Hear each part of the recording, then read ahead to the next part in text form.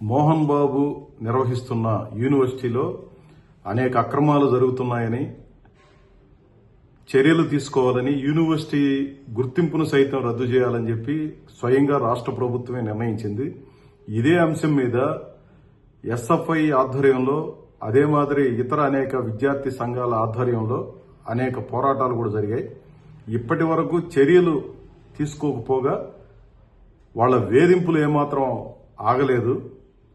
University యాజమాన్యం కోర్టుకు వెళ్లి మధ్యంతర ఉత్తర్వులు కొన్ని తెచ్చుకొని దాని ఆధారంగా తన అక్రమాల్ని కొనసాగిస్తున్నారు తప్ప దాని నుంచి బయటపడాలన్నటువంటి ఉద్దేశంతో యాజమాన్యం వ్యవహరించలేదు.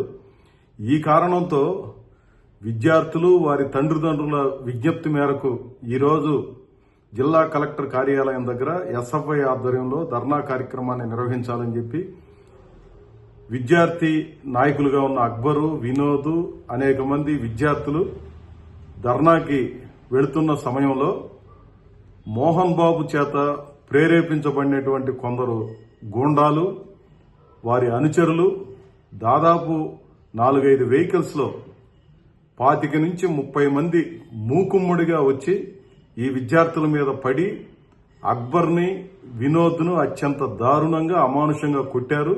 విద్యార్థులందరూ చూస్తూ ఉండగానే వారి సమక్షంలో వీళ్ళని వాహనాల్లోకి, వీరు వెంట వచ్చినటువంటి వాహనాల్లోకి ఎక్కించుకొని తీసుకెళ్లిపోయారు. ఇప్పటి వరకు వారి ఆచూకీ తెలియదు, దారుణంగా కొట్టారు. ఈ విషయాలన్నింటినీ, దౌర్జన్యం చేసిన విషయాన్ని, కిడ్నాప్ చేసిన విషయాలన్నింటినీ కూడా ఎస్పీ సుబ్బరాయుడు గారి దృష్టికి తీసుకెళ్లాము. ఏఎస్పీ రవి మనోహర్ గారి దృష్టికి తీసుకెళ్లడం జరిగింది. ఎస్పీ గారు వెంటనే స్పందించారు. ఇట్లాంటి తప్పులకు పాల్పడే వారి పట్ల కఠినంగా వ్యవహరిస్తామని చెప్పారు. వాటి పట్ల సీరియస్ గానే మేము వ్యవహరిస్తామని చెప్పి ఆయన హామీ ఇచ్చారు. కానీ ఇప్పటి వరకు ఎలాంటి సమాచారం మాకు దృష్టిలోకి రాలేదు. తిరుచానూరు పోలీస్ స్టేషన్ దగ్గర ధర్నా కార్యక్రమాన్ని కూడా విద్యార్థులు, ప్రజా సంఘాల నాయకులు అందరూ కలిసి నిర్వహిస్తా ఉన్నారు. ఇప్పటికైనా రాష్ట్ర ప్రభుత్వం దీన్ని సీరియస్ గా తీసుకోవాలి. మోహన్ బాబు ఒక యాంటీ సోషల్ ఎలిమెంట్ లాగా వ్యవహరిస్తూ విద్యార్థులకు నష్టం చేయడమే కాదు, వారి తల్లిదండ్రులు ప్రశ్నించడానికి వెళితే వాళ్ల మీద దౌర్జన్యం చేసినటువంటి ఘటనలు అనేక చూశాం.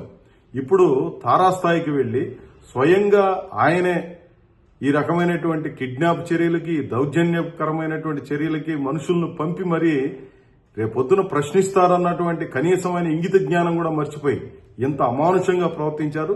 వారి పట్ల కఠినంగా వ్యవహరించాలి, విద్యార్థి నాయకులకు రక్షణ కల్పించాలని చెప్పి డిమాండ్ చేస్తున్నాం.